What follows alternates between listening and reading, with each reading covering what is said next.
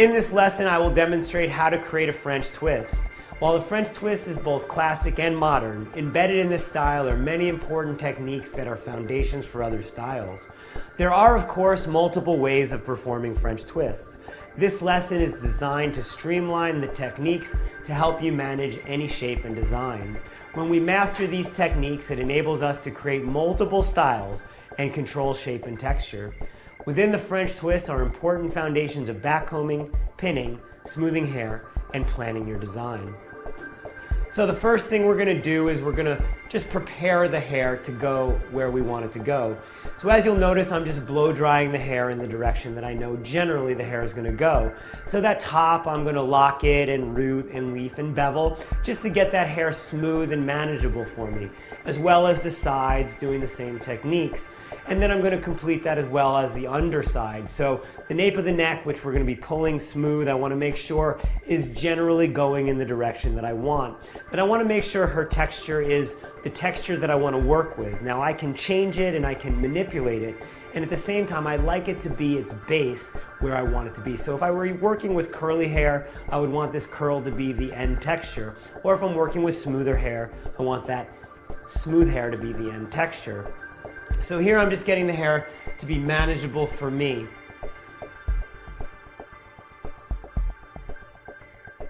Once the blow dry is complete and the hair is prepared to where I can work with it, we're then going to begin our roadmap. We're going to begin our sectioning pattern so that we know what each part represents. So the first section is going to be the section from the parietal ridge all the way to the crown. And this is going to be the top section. And as we work, they're all going to be building blocks that build on top of themselves. So what that means is I know, because I've traveled this road many times, what each section is going to represent. But as I'm working, really pay particular attention to what the hair is doing in each section, and that ultimately the sections are optional. That it's not about that this is the only way to section a French twist. It becomes more about, well, how do these sections represent the end result? So as I continue building, I'm going to take a vertical section that goes behind the ear and then just hugs across her nape, the hairline. So I know that there's going to be the side sections as well, and I'm going to clip that section out of the way. And then I'm going to repeat the same sectioning pattern on the other side, going behind the ear and then to the nape, so that I have that other side section. And then I'm just going to take a little triangle section at the nape and just clip that out of the way.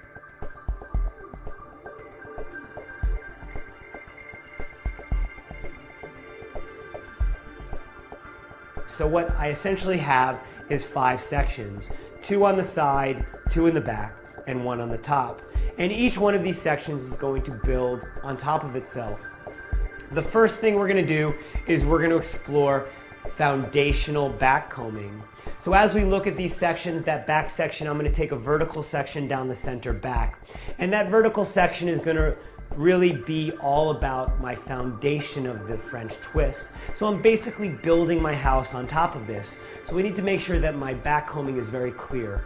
So as you'll notice, I'm holding the hair very far away. And at first I'm just getting a sense of all those little baby hairs that actually support the backcombing that I'm going to create.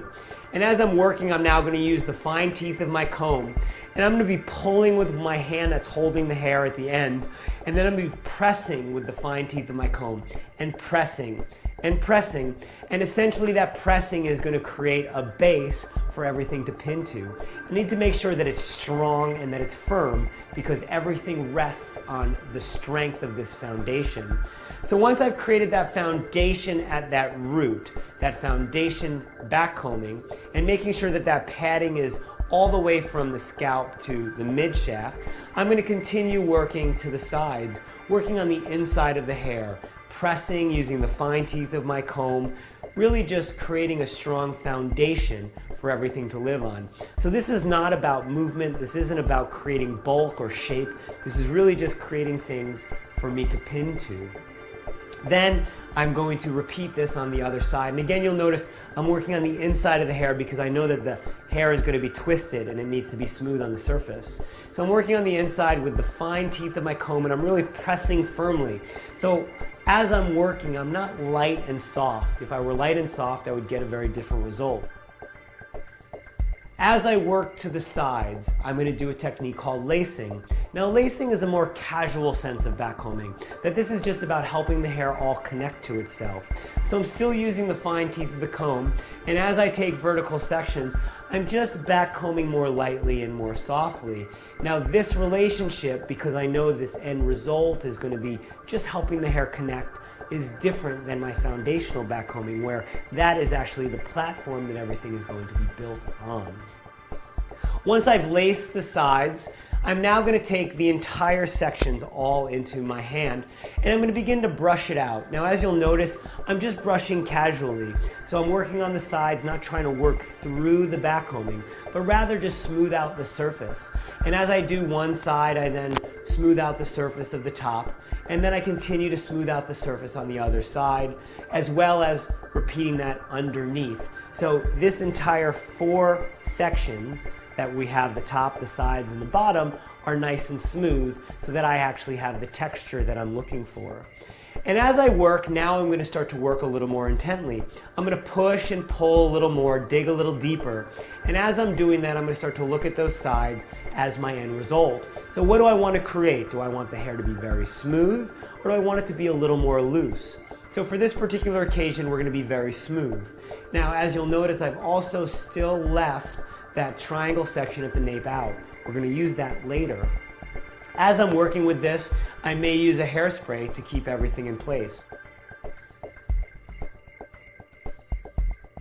Now we're going to begin pinning, and I'm going to use a bob pin, and I'm going to open it up very wide with the flat going against the scalp, and I'm going to dig that very deeply into that base. And what we're going to create is a spine, and as I'm creating the spine, I'm going to crisscross them back and forth, and what's going to be certain is that these pins aren't going to fall out because they're supported on top of themselves.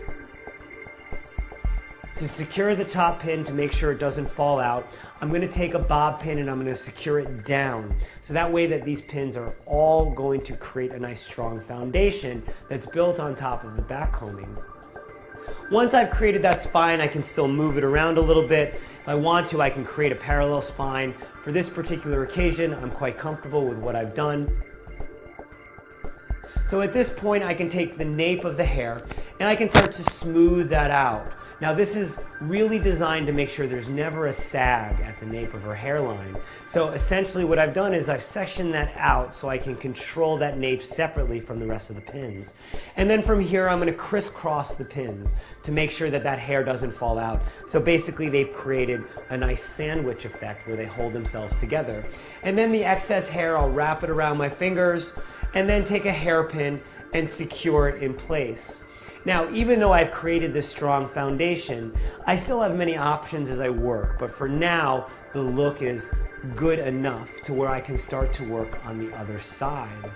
So after I've done that, I'm going to smooth out the other side, brushing it through, smoothing out the texture so it's manageable and workable for me. And as I'm working, I may secure it with some more spray to make sure that the texture that I'm looking at, the smoothness that I'm working with, is supported with product. So as I'm spraying, working that hair smooth, I then have an option for control of shape. So after I've smoothed out the surface of the hair, at this point we're going to start to control the twist. I'm going to have my thumb pointed down and my palm away from me. And I'm going to walk myself in. And by doing that, I begin to create the beginning of that twist. Now that doesn't mean that I am set on this twist being exactly like this. It is, however, just the beginning. And then after I've created that twist, I can then kind of cradle it and keep it in place. Now at this point, I'm very delicate. I don't need to be very firm. And then I can use a tail comb to just secure it. Now this is not me finishing the look, this is just me kind of getting a sense of what's happening with the hair. Now as I'm pinning, I'm going to use a hairpin because I don't need to lock or commit to this. It's really just about securing it, and if I'm happy with it, usually hairpins are enough. And as you'll notice, I'm going over and then back to help secure it.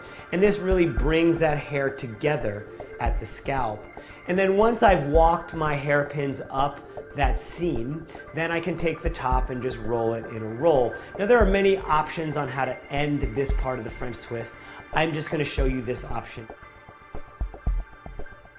I now want to start to work on the top section. So the back section is good enough for now. And what we're going to do is we're just going to take a diagonal section slightly back, and we're going to work with what we call root backcombing. So root backcombing is different than lacing, and it's different than foundational backcombing. And what this does is it actually builds on top of itself. So when I was using foundational backcombing techniques, I was really pressing that hair into the root so it actually condensed down.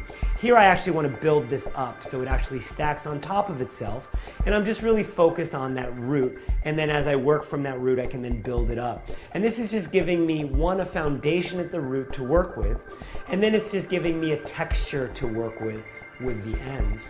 So as I work, once I've done and completed that root, pressing but building, I can then relax a little bit and move a little more smoothly. So once I have a texture that I'm happy with and I have a foundation of that root that I can work with, I can now start to smooth my fabric out. So after I've smoothed it out and I've got a general idea of what I want to do, I'm just going to actually tuck the rest of this hair into the French twist that I've created. So I've rolled it around my fingers and then put the ends through, and then from there I'm going to just shove my fingers into the French twist and then secure it where I'm holding it. So I'll use hairpins for now just to secure it to get the shape that I want. And then from here I have lots of options. Because everything is in place, I can now mold and move this hair around using hairpins, using my tail cone to smooth it out, and then using product to secure it. So as we work with this hair, we get a beautiful end result that we are in total control of from start to finish. I'm using my tail cone to refine by putting that tail comb in and moving that hair around. Now, even though I've used all these pins and I've used all this spray, I still have many options with how I shape this. So the hair can turn into many different things as I'm working. So I can use pins to control the shape in different ways. And essentially I can compress it or expand it using pins and using my comb. But ultimately, because my texture is in place and because I have all the things to support it, that I have absolute control over the end result.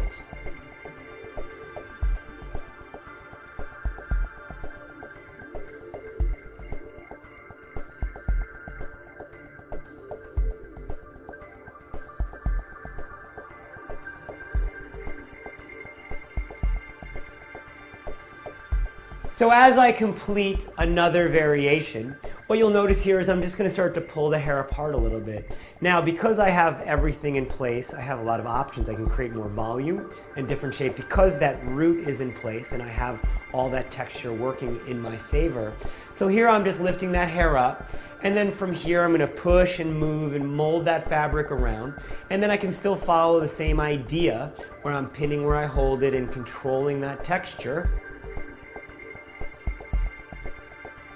And then as I'm working, I can continue to work to change that French twist. So even though I had that initial cone, I can now start to compress it in and move it around. So what you'll notice is because I want that shape to change, I'm actually making it change. Now as I'm working either less forcefully or more forcefully, depending on the look I'm trying to create. And so now you can see I have a slight variation from that initial look.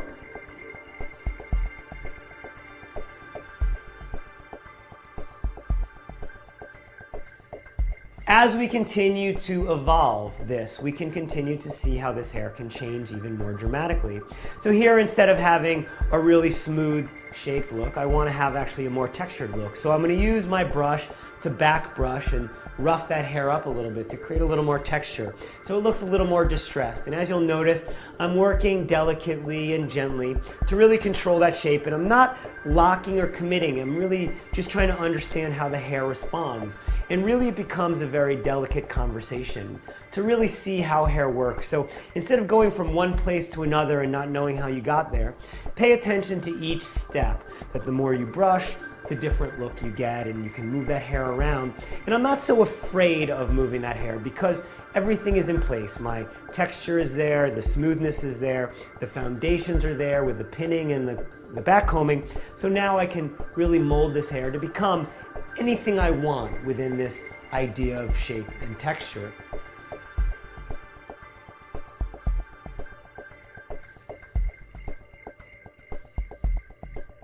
and then pinning where I hold it to control that shape.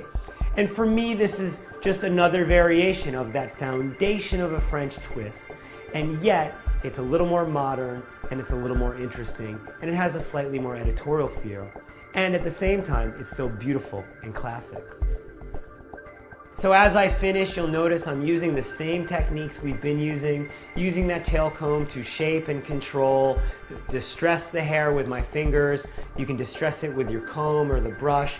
You can use product to help support it.